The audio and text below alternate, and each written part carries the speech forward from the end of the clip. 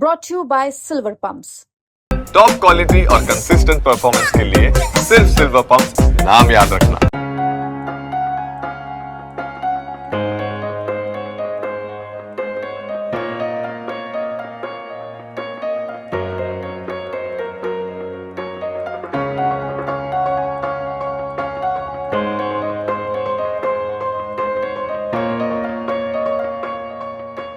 फरीदाबाद की डॉक्टर अनुभा महाजन को एक इनविटेशन मिला है। इनविटेशन बेसिकली मिला है राष्ट्रपति भवन से, और उन्हें 26 जनवरी यानी कि जो हमारा गणतंत्र दिवस है उस पर जब राष्ट्रपति एट होम कार्यक्रम करते हैं उसके लिए इनवाइट किया गया है। हमारे साथ बातचीत करने के लिए मौजूद हैं डॉक्टर अनुभा महाजन।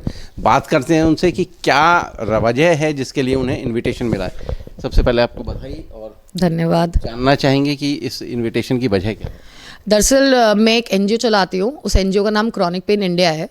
तो chronic pain India of paper 2017 से चल रहा है, लेकिन ऑन पेपर 2019 से चल रहा है, और हम लोगों को टाइम पे अर्ली डायग्नोसिस एंड ऑल में हेल्प करते हैं। हमारी एक व्हाट्सएप हेल्पलाइन है जो टेली कंसल्टेशन मॉडल हम 2018-19 से चला रहे हैं, जब सरकार में टेली कंसल्टेशन गाइडलाइंस भी नहीं थी। और हमारी कोशिश ये रहती थी कि हम ज़्यादा से ज़्यादा लोगों की मदद कर सके, टाइम पे उन्हें ट्रीटमेंट मिल सके। और मोस्टली जो बीमारियाँ क्रॉनिक पेन इंडिया देखता है वो बीमारियाँ जो 2017, 18, 19 तक तो लोगों को पता भी नहीं था क्या होती है। इवन डॉक्टर की किताबों में भी आपको इतनी नहीं मिलेगी। अब आप देखेंगे तो अपोलो की हॉस्पिटल की गाइडलाइन से लेके आपको निमैंस से लेके हर जगह ये बीमारियों के बारे में कुछ तो जानकारी मिलेगी। हिंदुस्तान में 2017, 18, 19 तक तो कोई जानकारी नहीं थी। तो मैं ये बोल सकती हूँ कि हमने काफ़ी कोशिश करी है कि अवेयरनेस हो क्रिएट, और इन बीमारियों की जब तक जानकारी बाहर नहीं आएगी तब तक दूसरों को भी नहीं समझ आएगा कैसे अपना इलाज कराना है। तो हमारा फोकस यही रहता है कि जितना जल्दी उनको बीमारी पता चले, फिर उनको ट्रीटमेंट, डायग्नोसिस एंड ऑल में गाइड करना, हेल्प करना। फाइनेंशियल एड की रिक्वायरमेंट है तो मेक श्योर करना प्रोवाइड हो सके। कोविड के समय 24 घंटे हमने हेल्पलाइंस चलाई थी सिर्फ इसी काम की वजह से। और हम अदृश्य विकलांगताओं, रेयर डिजीज़ एंड ऑल पे इन्हीं एंगल से काम कर रहे हैं। और मैं पॉलिसी एंड एडवोकेसी वर्क भी करती हूँ, और मैं काफ़ी पॉलिसीज़ का हिस्सा रह चुकी हूँ जिनमें एड ऑन्स हुए। मैं एसडीजी की जो ड्राफ्टिंग हर साल यूएन जाती है, यूएन एसडीजी गोल्स की जो ड्राफ्टिंग जाती है, मैं उसकी कंसल्टेशन का भी 2-3 बार हिस्सा रह चुकी है हिंदुस्तान की रिपोर्टिंग में। अच्छा डॉक्टर अनुभा, रोकता हूँ आपको। आप इस लाइन में, या आपको ये मर्ज कैसे समझ में आया कि लोग पेन में हैं, वो कैसे शुरू हुआ? पेन की परिभाषा तो मुझे पता थी, क्योंकि एज अ डेंटिस्ट लोग भूल जाते हैं कि डेंटिस्ट क्रॉनिक पेन के साथ ही डील करते हैं, क्योंकि दांत का दर्द भी बहुत ज़्यादा होता है। तो क्रॉनिक पेन की नॉलेज तो थी, लेकिन ये नहीं पता था कि किसी दिन मुझे कोई बीमारी हो जाएगी, क्योंकि मेरी बीमारी जेनेटिक नहीं है। तो जिस साल मैं डॉक्टर बनी उसी साल मैं मरीज बनी। किस्मत तो मेरे को एग्जैक्टली क्या हुआ आपके साथ, क्या हुआ? एक डॉक्टर की गलती से लिगामेंट टियर था लेफ्ट लेग में, लेकिन उन्होंने एक टाइट प्लास्टर चढ़ा दिया। प्लास्टर की ज़रूरत नहीं थी। हाफ प्लास्टर चढ़ता है लिगामेंट टियर हो तो, अगर चढ़ना भी है। पैसे कमाने के लिए कर दी गलती। 5 दिन में मैं कम से कम 3 बार मैं उनके पास गई, ये बोलते हुए कि मेरे को ना पैर एलिवेट करते हुए दर्द हो रहा है और चींटियाँ जैसी काट रही है। और हर बार उन्होंने मुझे डांट लगा दी ये कह के नहीं डॉक्टर बनी है तो मुझे मेरा काम करने दे। 5वें दिन तक, रात तक ऐसा था कि मैंने रज़ाई उतारी है और मेरा पैर घुटने से नीचे, मतलब मेरी स्किन भी ऊपर उठ के प्लास्टर के ऊपर आ चुकी है। बिल्कुल पैर लाल नीला पड़ गया है। और मुझे पता है कि था कि भाई डॉक्टर होने के नुकसान और फ़ायदे, कि मुझे पता है कि अगर ये अभी नहीं उतरा तो सुबह तक हो सकता है मेरी टांग भी कट सकती है अगर पूरा सर्कुलेशन चला गया तो वेट बेसिकली ज़्यादा टाइट बांध दिया था या उसकी ज़रूरत ही नहीं थी? ज़रूरत भी नहीं थी और ज़्यादा टाइट भी बांध दिया था। कंप्लेन बात करने के बाद भी उन्होंने नहीं सुना। तो उसका रिजल्ट क्या हुआ? रात के 12 बजे आप इमेजिन कर लो, एक पंजाबी माँ, ठीक है, जब माँ पे आती है तो कोई भी दरवाज़ा खुलवा सकती है। रात के 12 बजे डॉक्टर के घर जाके दरवाज़ा ठोक ठोक के उसका दरवाज़ा खुलवाया और मेरा प्लास्टर वहीं कटवाया है। डॉक्टर को भी पता था डैमेज हो चुका है, बट उसने कभी बताया नहीं। मैंने उसके बाद अपना ऑर्थो चेंज कर लिया। 15-20 दिन में सूजन तो नीचे आ गई, लेकिन वो जो चींटियों जैसा दर्द था वो कभी गया नहीं, और धीरे धीरे वो ऊपर जाता रहा। और मेरी बीमारी 10 लाख में एक को होती है, 1 in a million। तो उस कोई ब्लड टेस्ट कुछ नहीं बता सकता, तो क्लिनिकली आपको टेस्ट करना होता है, तो उसी से पता चलता है। तो काफ़ी मुश्किल है। उस 1 साल 1.5 साल अपना डायग्नोसिस देखते देखते, मैं सिर्फ डॉक्टर नहीं थी, मैं मरीज़ भी थी। तो शुरुआत में तो मैं अपने नाम के आगे डॉक्टर भी नहीं लगाती थी। जब मैं कागज़ भरती थी मैं लिखती थी अनुभा महाजन। लेकिन फिर एक इंसिडेंट हुआ जब मैं एक बहुत मैं ये बात कर रही हूँ 2014-15 की, ठीक है। तो एक न्यू टेक्नोलॉजी आई थी एशिया में, एक लौता सेंटर जो वो डायग्नोसिस कर रहा था, उसे कहते हैं MRI न्यूरोग्राफी, जिसमें नसों को चेक किया जा सकता है। वो पूरे एशिया में एक ही डायग्नोस्टिक सेंटर में आई थी, और मेरे को वो कराने को कहा गया था, ये देखने के लिए कि क्या नसों में कोई सूजन तो नहीं है या कुछ और रीज़न तो नहीं है। तो सही टेक्नीशियन नहीं था, और उस ज़माने में वो टेस्ट 30 से 40 हज़ार का था। 2014-15 में अगर 30 से 40 हज़ार, तो अब आप इस 10 साल आगे क्या रेट होगा आप सोच सकते हैं। उनके पास टेक्नीशियन नहीं था, उन्होंने लालच में अपॉइंटमेंट लगा दी रात की और शाम की, और टेस्ट का रिपोर्ट गलत था।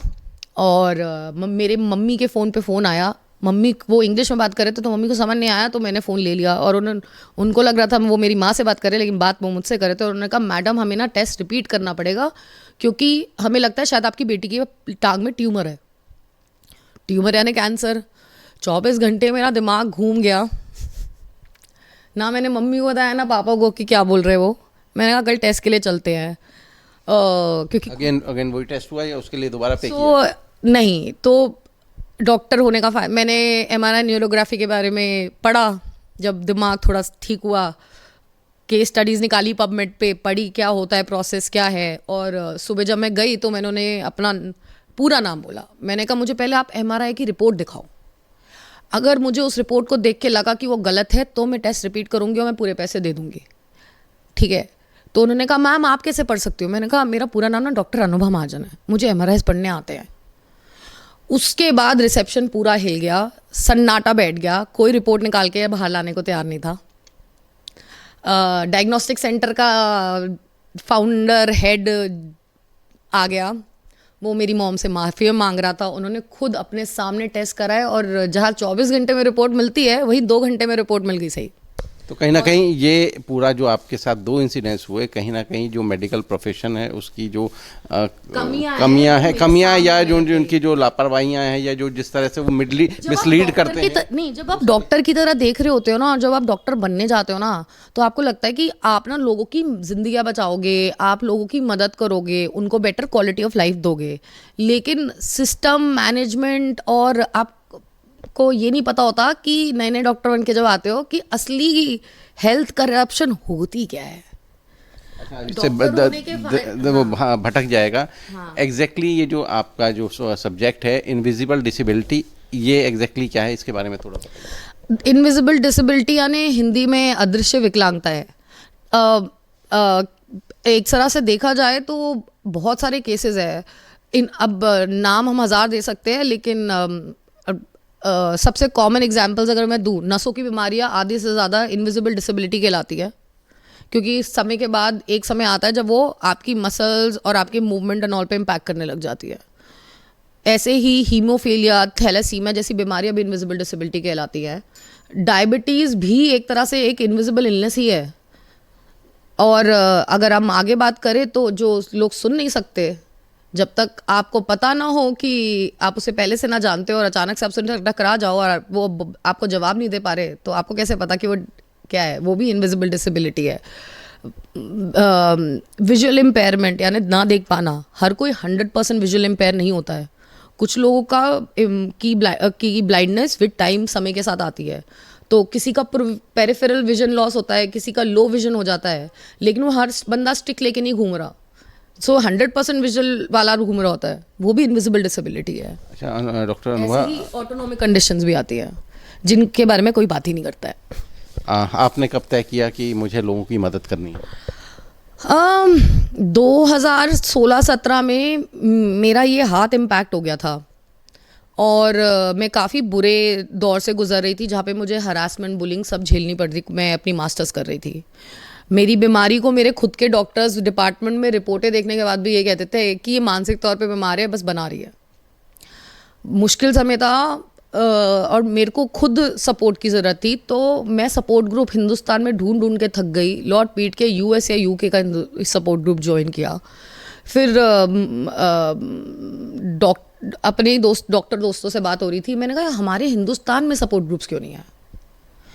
कि मैं यूएस यूके के सपोर्ट ग्रुप में बैठी हूँ, वो तो कॉकेशियन पॉपुलेशन, हम एशियन पॉपुलेशन, हमारी तो बॉडी केमिस्ट्री भी अलग है काफ़ी लेवल तक। जो बीमारी दवाइयाँ उन पे चलती हैं वो हमारे पे नहीं सारी चलती हैं, तो हम हिंदुस्तान में क्यों नहीं कर सकते? तो मुझे उन्होंने बोला तो खुद क्यों नहीं चालू करने की कोशिश करती। मैंने एक ट्विटर अकाउंट बनाया, 1 महीने में मैं 60 लोगों के पास पहुंची। 30 डेज में 60 लोग जिनको मैं नहीं जानती, रैंडम, बस मैंने अकाउंट खोला क्रॉनिक पेन इंडिया नाम से और मैंने चीज़ें शेयर करना शुरू करी और अपने आप ही वो आने लग गए। और ऐसे ही करते फेसबुक पे खोला, फिर इंस्टाग्राम, हर जगह लोग जुड़ते गए। वेबसाइट बनाई हुई थी, वेबसाइट पे इवेंचुअली 2019 तक हमने हेल्पलाइन ला दिया। लोग जुड़ते गए तो लोगों की दिक्कतें पता चलती रही, क्या ग्रास रूट लेवल चैलेंजेस हैं वो पता चलने लगे। तो जितना जैसे जैसे चैलेंजेस पता चलने लगे वैसे वैसे सल्यूशंस ढूंढना शुरू करा हमने। और एक समय आया कि एक बंदी थी जिसको फाइब्रोमाइल्जिया था और वो मेरे जिम में आई थी। मैं बैंगलोर में थी उस समय, तो किसी ट्रेनर ने उन्हें बताया था कि एक डॉक्टर है, उन्हें भी पेन का इशू है, तो अगर आपको मदद चाहिए तो आप उनसे पूछ सकती हो, लेकिन बैंगलोर रात के 10 बजे और बारिश, यानी पहले कैब ढूंढो। और तो वो मुझसे पूछ रही थी कि उसने मुझे अपनी कहानी बताई। कहती मैं 16 साल की उम्र से दर्द झेल रही हूँ, मम्मी पापा कहते थे कि पढ़ना नहीं है इसलिए है, ये है वो है। तो मैंने ठान लिया मैं बताऊंगी ही नहीं, जब मैं अपनी पढ़ाई ख़त्म कर लूँगी और मैं कमाने लग जाऊँगी तब मैं जाऊँगी। 16 साल से आप मान लो 25 साल की तो होगी वो कमाने के लिए, पहुँचने के लिए। इतने साल अकेले दर्द झेला। अब डॉक्टर ने जब जाके बीमारी बताई और उसकी कोई जानकारी नहीं मिल रही और इतनी हैवी दवाइयाँ खानी है और सब डरते हैं, और उसके इतने क्वेश्चन थे जो मैं आंसर कर सकती थी एज अ डॉक्टर। बात मेरी बीमारी की अकेली नहीं थी, बात ये थी कि मेरे को पता था इसका आंसर क्या है।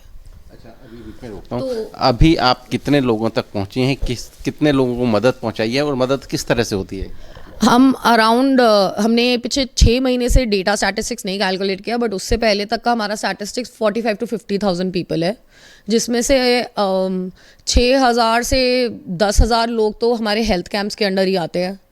और हमारी व्हाट्सएप हेल्पलाइन के थ्रू और अर्ली डायग्नोसिस एंड ट्रीटमेंट के एंगुलेशन से आराम से 30-40 लोगों की हमने मदद करी है, जिसमें आप उनको सही डॉक्टर के पास पहुंचाना बोलो या उनकी ट्रीटमेंट के टाइम पे, प्रोसीजर के टाइम पे उन्हें गाइड करना। 30 से 40,000। हाँ जी, हाँ जी। तो अब जैसे कि आप बता रहे हैं कि गवर्नमेंट के पास भी पूरा सिस्टम नहीं है, तो आप क्या चाहती हैं कि किस तरह से, क्योंकि जिस तरह से इतना बड़ा नंबर है हमारे देश की पॉपुलेशन का, किस तरह से डायग्नोस हो, किस तरह से लोग, आपने कार्ड का भी वो सिस्टम बताया था कि जिससे लोग, आम लोग उसको पहचान सकें। वो कार्ड सिस्टम हमने बना लिया है अब, और हम सरकार के पास 1-2 बार दिखाने लेके गए हैं, लेकिन वो मॉडल अभी हम कंप्लीट करें, क्योंकि यहाँ पे पेशेंट डेटा सेफ्टी की बात हो रही है। और मैं ये नहीं कहूँगी कि सरकार के मॉडल्स ख़राब हैं, सरकार के मॉडल्स ख़राब नहीं है। प्रॉब्लम ये है कि क्या हर स्टेट में सही तरीके से लागू हो रहे हैं। ई संजीवनी मॉडल, टेली कंसल्टेशन का मॉडल, उसकी असिस्टिव गाइडलाइन मॉडल, वो सब वाइट पेपर रिसर्चेस हमने खुद सबमिट करी है G20 में। कैसे रूरल एरियाज़ और टायर 2 और टायर 3 सिटी वालों को ज़रूरी थोड़ी है हर किसी को एम्स दिल्ली जाना है, हर कोई भागता है एम्स दिल्ली, इतना ट्रैवल का खर्चा उठाता है, सब उठाता है। हम तो अगर ये मॉडल सही से चलने लग जाए तो इंसान को घर पे ही इलाज मिल सकता है आधी से ज़्यादा चीज़ों का। बेड खाली हो जाएंगे सही लोगों के लिए, बहुत चीज़ें हैं ना, क्योंकि हमारी पॉपुलेशन रेशो देखो तो हम वो कार्ड इस एंगल से, ई संजीवनी मॉडल, फिर प्रधानमंत्री जन औषधि योजना, असली में मोदी जी ने खड़े कर दिए इतने सेंटर। हमने रैंडम कॉल्स लगा के सेंटर चेक किए हैं, सब दवाइयाँ हैं। जब मेरी बीमारी इतनी अनोखी होने पे मेरी सारी दवाइयाँ मिल रही है, तो बस ये है कि लोगों के दिमाग में ये है कि अगर दवाई के पर्चे के ऊपर किसी फार्मास्यूटिकल कंपनी का ब्रांड का थप्पा है तो भैया वो बढ़िया होगी, लेकिन अगर वही दवाई बिना ब्रांड थप्पे के है तो मिलावट की होगी। पहले चेक तो करके देखो। क्या लगता है क्या सुधार और किए जाने चाहिए जिससे कि जिस तरह की आप बता रही हैं कि इतने लार्ज नंबर में लोग हैं जो कि पेशेंट्स हैं जो कि इस बीमारी से जूझ रहे हैं, क्या सरकार की तरफ से आपको लगता है और कदम उठाए जाने चाहिए जिससे उन्हें सही इलाज? ये सारी पॉलिसियाँ ना सही तरीके से लागू होने की ज़रूरत है। एक एक स्टेट में एनजीओ के बिना काम नहीं होता है, ये सबको पता है। हमारे पास हिंदुस्तान में इतना CSR फंड भी नहीं है कि हम अपनी पूरी पॉपुलेशन को कवर कर सके, ठीक है। लेकिन ऐसा नहीं है कि सरकार और एनजीओ कोलैबोरेशन में नहीं कर सकती। यही पॉलिसियाँ अगर हम डेली अवेयरनेस के तरीके से आम आदमी तक घर घर तक पहुँचाएं, उनको यही नहीं पता ये पॉलिसी एग्जिस्ट करती है। आधे से ज़्यादा मतलब मेरी खुद की काम वाली को नहीं पता आयुष्मान भारत पॉलिसी है जिसके अंदर उन्हें 5 लाख का कवरेज मिल सकता है। तो जितनी जानकारी और अवेयरनेस बाहर जाएगी, जितनी एजुकेशन बाहर जाए, चाहे वो हेल्थ कैम्प के थ्रू जाए, चाहे वो कोई एनजीओ PHC क्लिनिक जाके करे, जितनी जाएगी, चाहे वो सरकार के साथ मिलके हम एक प्लान बना के आगे जाके करें, उतना हम बेटर कर सकते हैं। तो क्या एनजीओज की संख्या भी बढ़ने की ज़रूरत है यहाँ पर? एनजीओज काफ़ी हैं जो इस फील्ड में काम करते हैं। हाँ जी, मेरे जो हम काम कर रहे हैं सैडली हम इकलौते हैं। मैं तो इसी हाँ बीमारी को हाँ, जब हम इन बीमारियों की बात करते हैं ना तो उनमें एक कॉमन सिम्टम ना क्रॉनिक पेन रहता है, इसलिए हमारी ऑर्गेनाइजेशन का नाम क्रॉनिक पेन इंडिया है। क्योंकि ना बाकी सिम्टम विम्टम पे ना लोग ना धैर्य रख लेते हैं, लेकिन दर्द एक ऐसी चीज़ है ना जो बंदे को ना ऊपर से नीचे तक हिला देती है। चलिए, हमसे बात करने के लिए शुक्रिया। तो ये थी हमारे साथ डॉक्टर अनुभा महाजन जो कि एक खुद दर्द से जूझी और अब उन लोगों का दर्द कम करने का ठाना है। कम से कम 45 से 50 हज़ार लोगों को वो अप्रोच कर चुकी हैं, उनके दर्द को कम करने भागीदार बन चुकी हैं और इसी के चलते उन्हें राष्ट्रपति भवन में आमंत्रित किया गया है उनके काम को रिकॉग्नाइज करने के लिए और उन्हें सम्मानित करने के लिए। हरियाणा तक के लिए फरीदाबाद से